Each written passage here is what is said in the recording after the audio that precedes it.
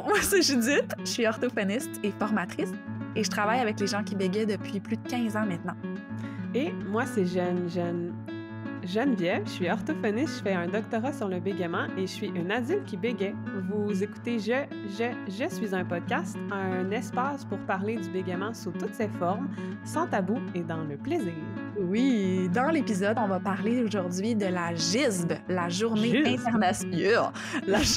internationale de sensibilisation au bégaiement, le 22 octobre 2023, dont le thème cette année, c'est One Size Does Not Fit All, ou en français, tous différents, chacun son chemin. Et on termine l'épisode par des nouvelles et actualités sur quelques initiatives de la communauté bègue. Je suis un podcast et créé par l'Association Bégaiement Communication, une association pour les adultes qui bégayent. Rendez-vous au abcbégaiement.org pour connaître les services, les ressources et les activités de l'ABC. Suivez-nous sur Instagram, Facebook et Twitter sous le nom ABC Bégaiement. Bonne écoute, merci d'être là et de nous suivre. Qu'est-ce que la GISB, la Journée internationale de sensibilisation au bégaiement? À titre informatif, on n'est pas certaine si la GISB est un acronyme officiel. En fait, c'est Judith, je pense, qui a commencé à dire ça, GISB. La GISB. Puis, je trouve que ça sonne tellement bien qu'on se l'est approprié. Eh ouais, on trouve ça drôle. Et la GISB vient d'une initiative basée en Angleterre et aux États-Unis, donc en anglais, qui est la International Stuttering Awareness Day. Et l'ISAD, c'est une conférence en ligne qui a lieu chaque année pendant 1 mois. Donc, c'est une conférence avec des textes, avec du contenu vidéo et même de l'art. Et leur site web, c'est isad.live.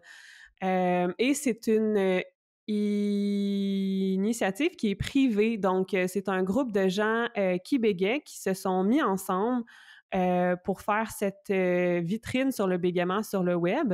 Et c'est pas associé à une association ou une organisation en particulier, ce qui est très beau, je trouve. Donc, on va reparler de cette conférence-là de l'ISAD un peu plus tard, parce qu'on voulait aussi parler de d'autres mouvements et initiatives qui ont lieu dans le monde. Oui, donc là, si on veut parler des grandes initiatives là, qui se passent dans le monde, on doit mentionner l'Association Parole Bégaiement, donc APB. Donc, chaque année, le 22 octobre, il y a des événements, il y a des activités qui sont organisées par l'APB.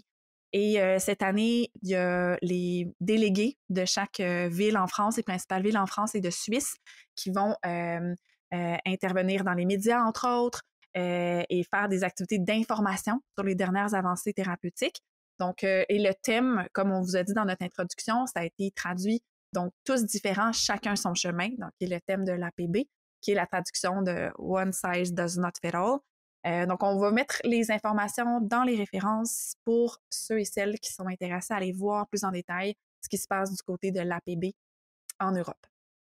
Et comme traductrice, j'aimerais souligner que la traduction du thème par l'association Parole Bégaiement est vraiment bonne. Bon, hein? Je trouve vraiment que la personne qui a traduit a été capable de reprendre cette essence de « one size does not fit all », donc en thérapie ou dans d'autres aspects de l'expérience du bégaiement, il n'y a jamais une solution universelle pour tout le monde. Exact. Donc, on est tous et toutes différents et on suit chacun notre chemin. C'est magnifique. Exact. Mais ça. Et Jen, veux-tu nous parler un petit peu des initiatives de l'ABC pour la GISB cette année? Oui, bien sûr.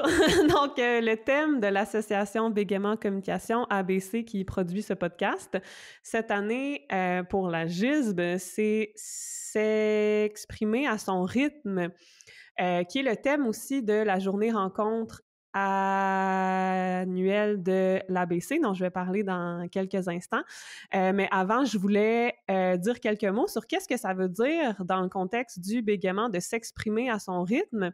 Ça évoque, ça fait référence à l'idée que les personnes qui bégayent devraient avoir la liberté et la confiance pour communiquer à leur propre rythme sans pression ou jugement extérieur.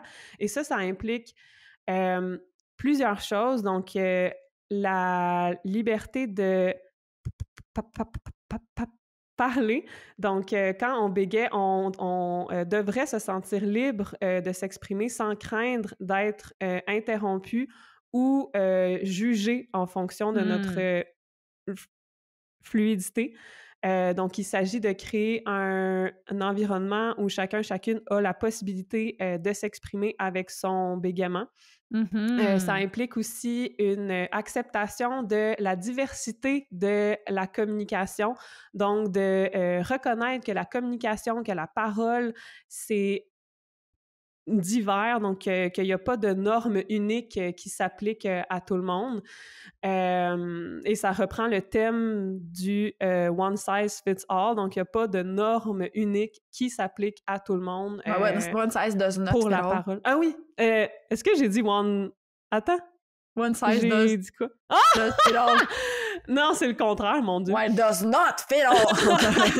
Exactement. Ouais. Ça implique aussi qu'on s'enlève de la pression. Donc, si on se sent libre de parler avec notre bégaiement, on reconnaît qu'il y a une pression dans la société qui nous entoure, mais on s'en dissocie, donc on la réduit. Mm-hmm. Ça implique qu'il y a de l'éducation et de la sensibilisation dans notre milieu et ça implique finalement de créer des espaces qui sont inclusifs et respectueux de la diversité de communication. Donc, c'est un super beau Vraiment, thème, je trouve. vraiment.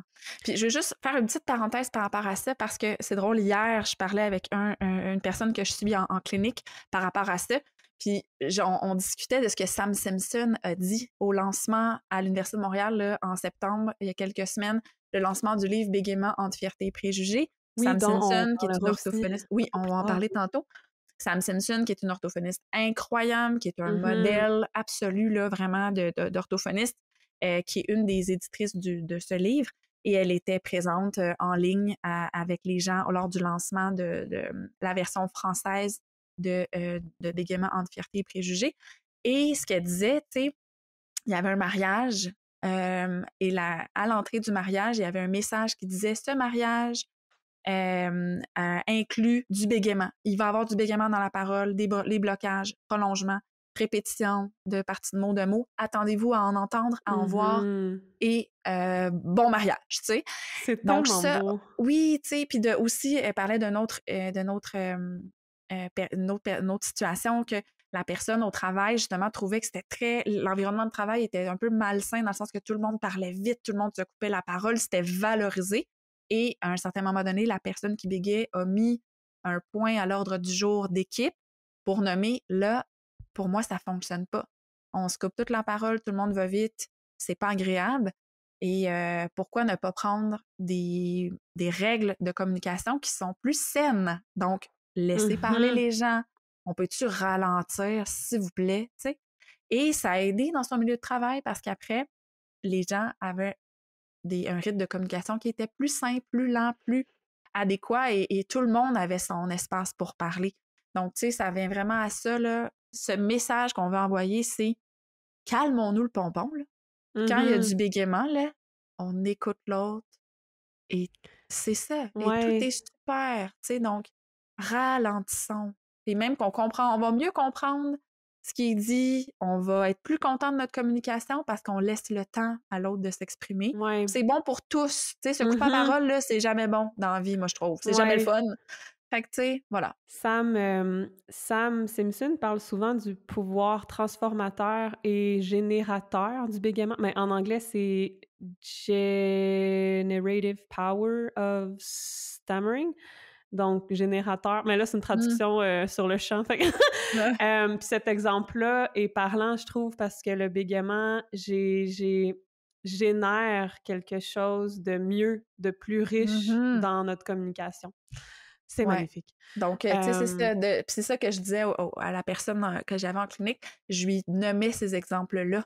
Donc, tu sais, il faut se le dire encore et encore. Mhm. Respectons les tours de parole. On écoute les autres quand on parle.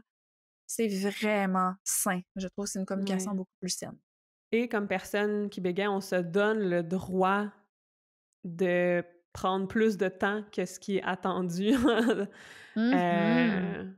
On se rappelle qu'on est digne de ça, tu sais, qu'on peut parler selon nos propres con conditions, comme Mais je le fais à oui, l'instant. exactement. Ouais. Puis Hem, est-ce que tu veux nous parler de la journée rencontre, oui, Jen, pour le je 21 m'en allais, octobre? je m'en allais vers cette direction, justement. Pour Oui. célébrer ce magnifique thème, le samedi 21 octobre à Montréal, il y a la journée rencontre annuelle de l'ABC, qui a lieu chaque année depuis de nombreuses années. Je saurais même pas dire quand, avant que j'étais là, donc avant Mhm. 2015. Et c'est une journée de conférences et d'ateliers sur le bégaiement. Cette année, comme chaque année, on a une super belle programmation avec Simone Fall qui va nous parler des résultats de son projet de la chorale qui bégait. On l'a d'ailleurs entendu à Je suis un podcast, l'épisode 21, je pense, sur le chant et le bégaiement. Il y a la présentation du court-métrage Le Bon Souffle de Renaud Ouimet, qui est une personne qui bégait aussi. Un atelier d'humour Je ris avec Gariana, qui est humoriste et conférencière, qu'on a pu entendre à Je suis un podcast aussi. Et l'idée de cet atelier d'humour est justement venue pendant qu'on enregistrait Mhm. l'épisode avec elle. Donc, dans l'atelier, on va apprendre les fondements de l'humour, qu'est-ce qui fait que c'est drôle, sans complexe, et aussi se pratiquer à faire des blagues et voir que le bégaiement peut même ajouter une belle touche à notre éloquence. Et surtout, surtout, c'est une journée pour être en communauté, dans un milieu safe et inclusif qui nous comprend et où le bégaiement est dépourvu de ce qui peut le rendre désagréable parfois, c'est-à-dire la mécompréhension des autres. Si ça vous intéresse, les billets, le lien pour les billets sont dans les références de cet épisode. Oui, donc le 21 prochain, c'est un samedi de 9h à 17h. Ça se situe spécifiquement là, au Café Les Petites Mains à Montréal, sur Saint-Laurent. Donc, c'est près du métro de Castelnau, métro Jean Talon sur la ligne orange. Donc, Geneviève et moi allons être présentes avec plein d'autres personnes aussi. Donc, on vous encourage à venir. Puis, ouais, soyez en grand nombre, ça va être une belle journée. Là. J'ai vraiment hâte, moi, à l'atelier de Gariana. Là. Je l'adore, Gariana. J'ai vraiment hâte. Ben, j'ai hâte à Et toute la journée, mais Gariana, j'ai bien hâte. yes! Et après la journée, on va souper pour continuer à célébrer ensemble et tous et toutes sont bienvenus.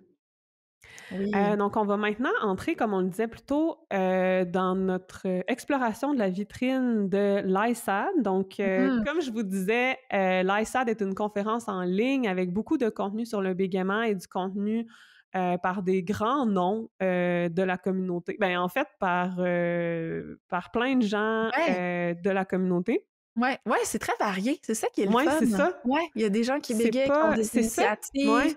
D'autres, oui, il y a des chercheurs, des orthophonistes, des fois qu'on connaît plus, mais il y a d'autres personnes vraiment là, qu'on connaît pas et c'est super. C'est vraiment ça qui est le fun avec Ouais, cet événement-là. je me rends compte tout en parlant que c'est une approche vraiment participative et inclusive parce que Mhm. n'importe qui peut participer, en fait, puis il y a autant, des chercheurs, des orthophonistes que des gens qui bégayent. Bref, fait que si vous voulez en savoir plus sur qu'est-ce qui se trame, qu'est-ce qui se dit dans la communauté sur le bégaiement maintenant, le site de ISAD, isad.live est vraiment super.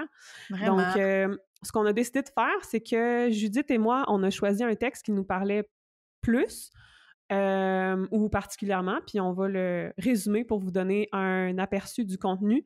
Bien sûr, on vous encourage à visiter le site. C'est en anglais, malheureusement. Peut-être que dans la communauté francophone, on pourrait démarrer quelque chose de similaire. C'est vrai, faudra ben Ouais, une autre oui! idée! Live pendant le Oui! podcast, on a plein Mais d'idées.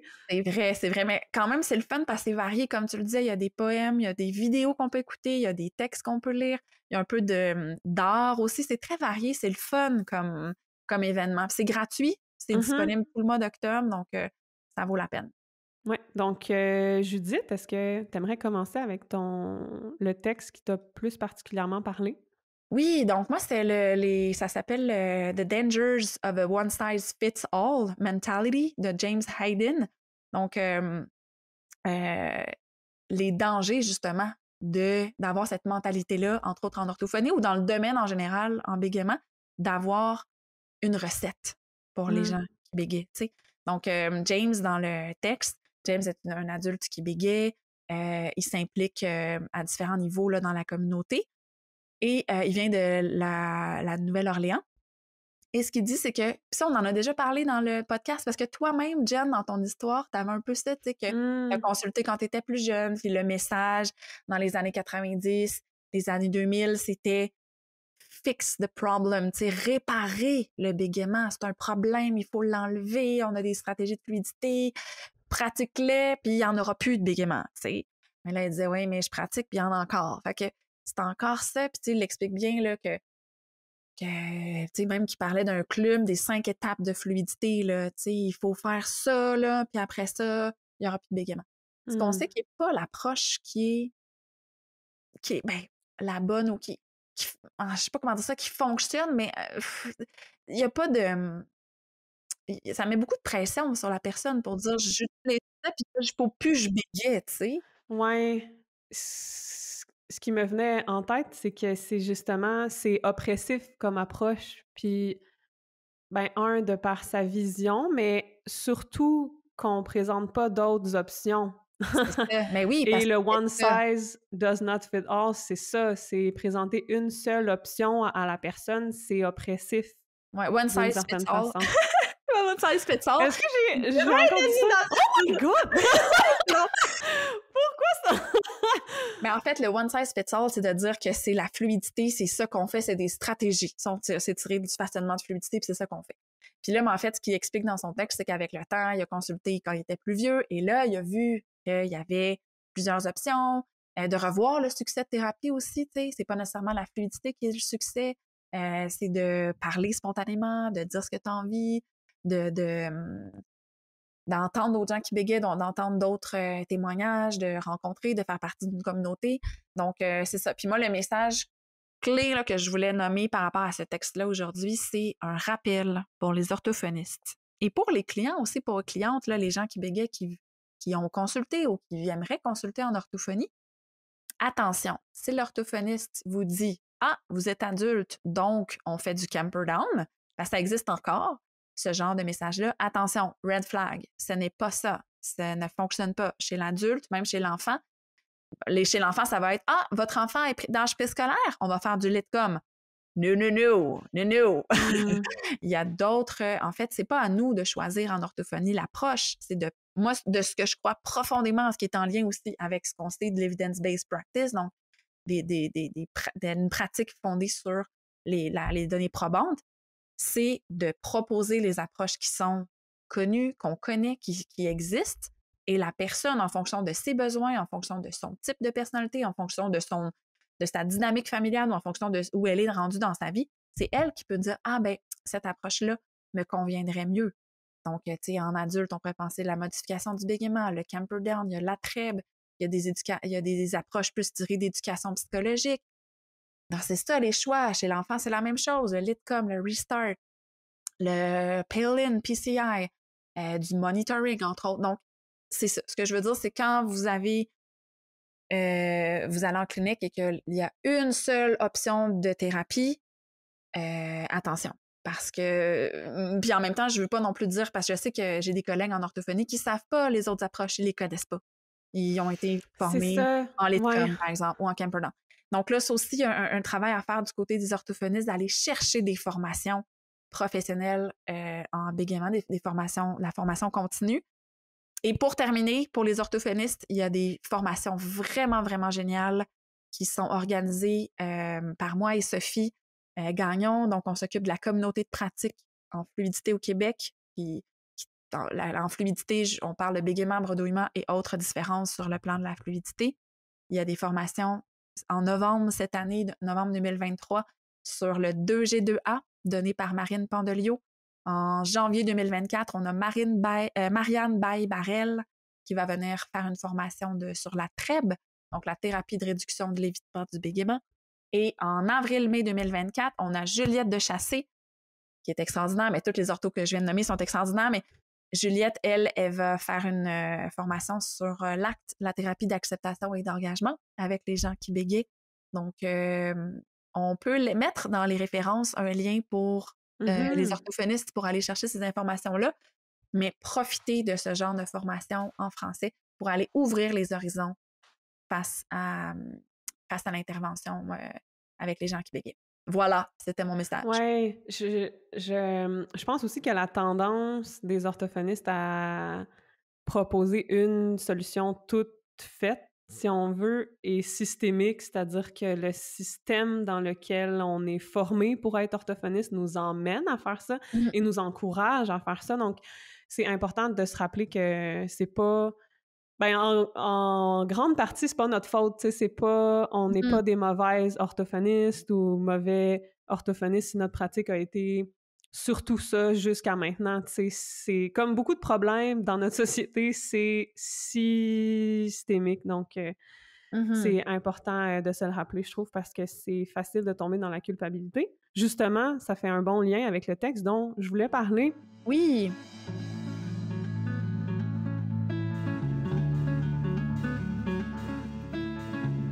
Je me permets de m'interrompre moi-même. Je suis en train de travailler à la post-production du podcast. Je suis pas chez moi, donc je m'enregistre sur mon cellulaire. Je suis chez ma maman en visite à Québec. Puis, pendant la post-production du podcast, on a réalisé que le texte que j'ai choisi était peut-être trop niché, quoique intéressant et très pertinent, je trouve. Il s'agit du texte de Courtney Margulis, qui est une orthophoniste doctorante en orthophonie et personne qui bégait, comme moi. C'est peut-être ça qui m'a parlé.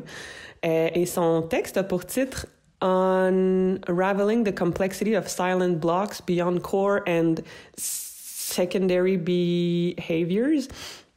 Et son texte porte sur les blocages silencieux dans le bégaiement. Donc, on s'est dit que c'était un sujet trop niché qui est pertinent, oui, et qu'on aurait besoin que ça serait mieux, en fait, qu'on consacre ce sujet-là à un épisode où on aurait le temps de définir les concepts et d'explorer ce sujet-là plus en profondeur pour en débattre. Voilà, donc on vous remercie vraiment de votre bienveillance et de votre compréhension. Et maintenant, Judith et moi allons terminer cet épisode par quelques actualités et initiatives dans le monde de la communauté bègue.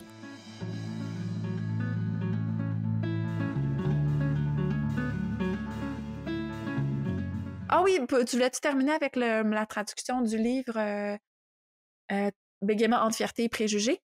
Oui, je voulais parler brièvement de la traduction, effectivement.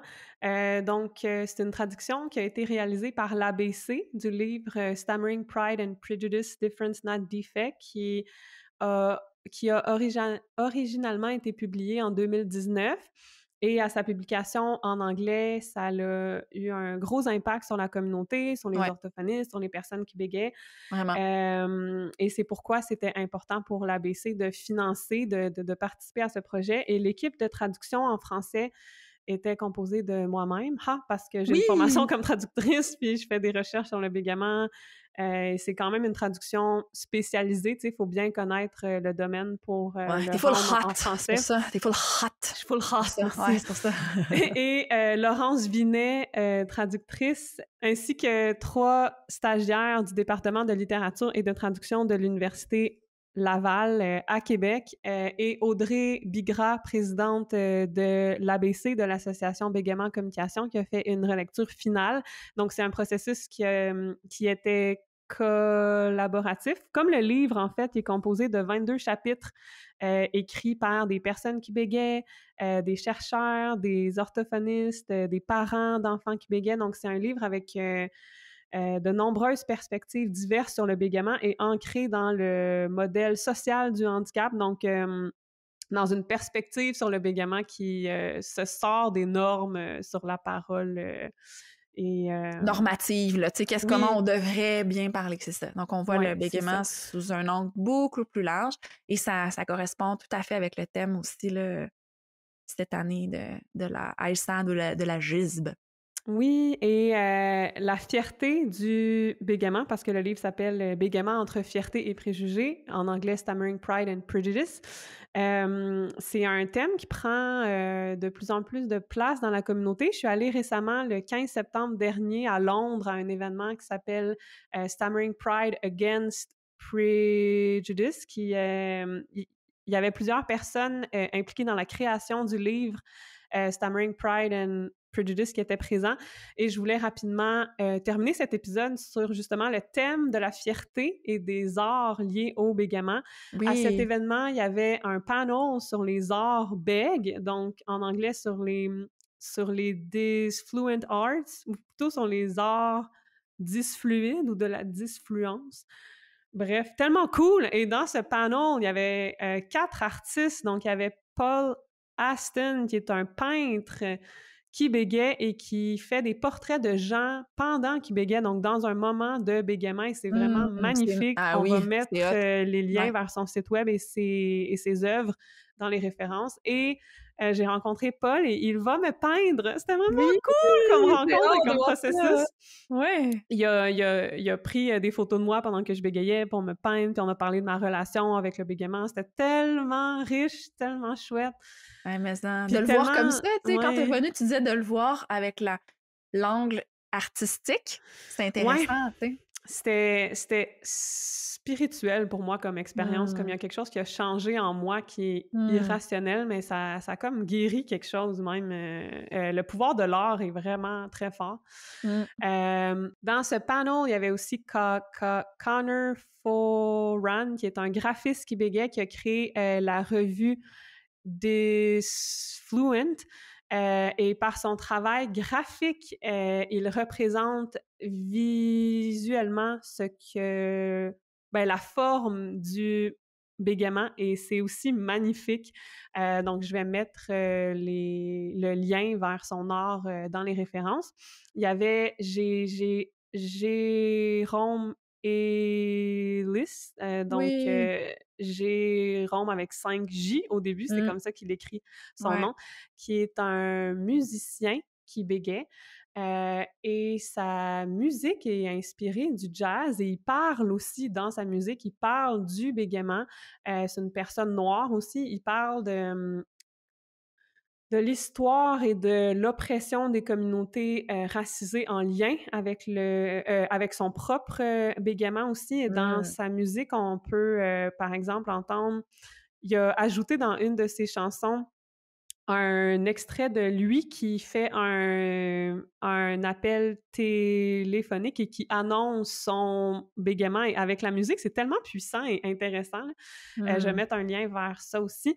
Et finalement, il y avait Wilhelmine Box qui était présente, qui fait des bandes dessinées avec son bégaiement. Je vais mettre un lien vers Oui, son Instagram et son site web et c'est vraiment je trouve que son art nous empower, nous renforce. Par mais-en. exemple, une de ses images que je préfère, c'est I stutter, stutter, I create long silences and I'm allowed to take up that space. Donc, je bégaye, je crée de longs silences et je me permets de Mmh. prendre cet espace où Oui, j'ai le droit de prendre oui, cet espace. exact. J'adore ce qu'elle fait. Oui. Et c'est une très belle personne aussi. On a eu l'occasion de voyager en Angleterre ensemble. Oh, C'était elle est vraiment tellement chouette. cool! Mais oui, puis tu sais, son compte Instagram est fabuleux et à iSad, là, sur le site internet, elle a aussi un texte avec des dessins, là, si vous voulez aller voir, là, sur, le site dont on vous parlait d'iSad, là, elle a un petit article aussi, là.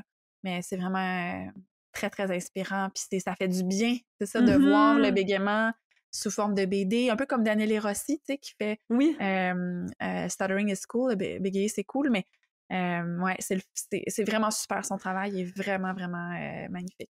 Puis je pensais à la puissance des arts pendant le panel sur les Disfluent Arts. Il y avait Paul Aston qui disait qu'il lui arrive de penser à cette BD-là. Ah oui, j'ai le droit de prendre cet Mmh. espace, puis de penser à à l'image de la personne qui bégaye, qui prend cet espace dans la joie, tu sais. Oui, oui, c'est vraiment puissant, ouais. Oui, puis ce message-là, on pourrait terminer là-dessus, là. Prenez cet espace-là, les gens qui bégayent, prenez-le. Ouais. Vous avez le droit de le prendre, en fait. Et c'est les autres qui doivent apprendre à laisser l'espace. Parce que c'est pas... Tout le monde a l'espace, en fait. Puis dans notre société, on est comme habitué à ce que les gens qui parlent plus vite ou là, on parle de fluidité, prennent l'espace, mais non, ça leur revient pas, là. Oui, pas du tout. Chacun, très bien dit. Prenez l'espace. Dernière petite chose, dans l'événement sur la Stammering Pride, on a parlé aussi du Stammering Pride Flag, donc le drapeau de la fierté du bégaiement. C'est des personnes liées au mouvement de la Stammering Pride qui l'ont créé. Le Stammering Pride Flag a été présenté comme un objet de résistance, tu sais, parce que le drapeau, c'est ça que ça évoque comme image, c'est un mouvement de résistance à cet espace-là qui est pris par les gens qui bégayent pas. Nous, on dit, on veut aussi prendre cet espace-là avec fierté.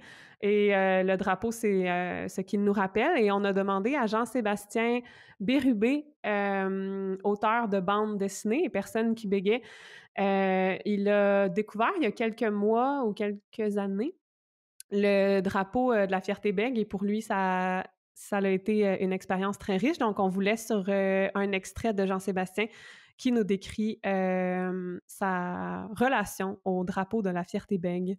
Oui! Hey, merci, Jen, pour l'épisode. À bientôt! Merci beaucoup!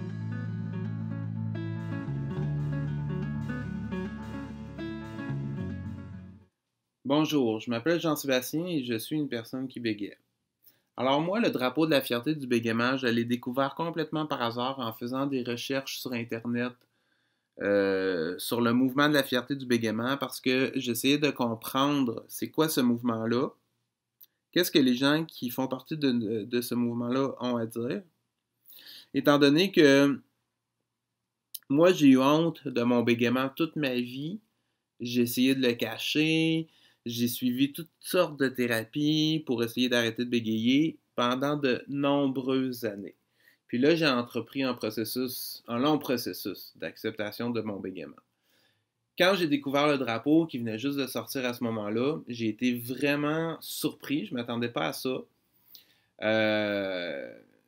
De voir qu'il existe un drapeau là, pour le bégaiement. Puis le design du drapeau qui représente des vagues, alors des vagues pour le côté changeant du bégaiement, la parole qui fluctue. Je trouve ça intéressant. Puis pour moi, le drapeau, c'est à la fois un symbole et un bouclier. Alors, un bouclier contre les fausses idées ou les mensonges là, sur le bégaiement qui sont véhiculés dans la société. Puis un symbole de lumière, dans le sens faire la lumière sur c'est quoi le bégaiement, puis c'est quoi la réalité des personnes qui bégaient. Donc, un symbole de lumière par opposition à l'obscurantisme qui est tous les mensonges là, sur le bégaiement. Aussi un symbole de la communauté internationale. Alors, la communauté internationale des personnes qui bégayent, qui travaillent à sensibiliser, à éduquer les gens, puis à déstigmatiser le bégaiement partout dans le monde. Puis ce symbole-là, moi, ce que ça représente pour moi, c'est comme la validation de mon vécu en tant que personne qui bégait. Donc, c'est que ça vient valider mon vécu, puis je peux ensuite montrer le drapeau aux gens, puis leur dire « Hey, regardez, le bégaiement, c'est sérieux, c'est pas une niaiserie, puis c'est pas quelque chose de mal. » Alors pour moi, c'est comme ça que je m'en sers en fait du drapeau de la fierté du bégaiement, puis c'est ça que ça représente pour moi.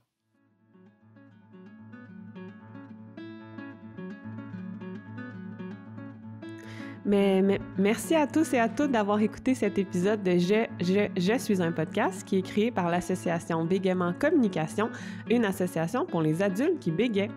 On remercie également à Alexandre qui a Cadélis, adulte qui bégait, qui s'occupe de la post-production des épisodes, ainsi que le conseil d'administration de l'ABC, de l'Association Bégaiement en Communication, qui révise et approuve le contenu.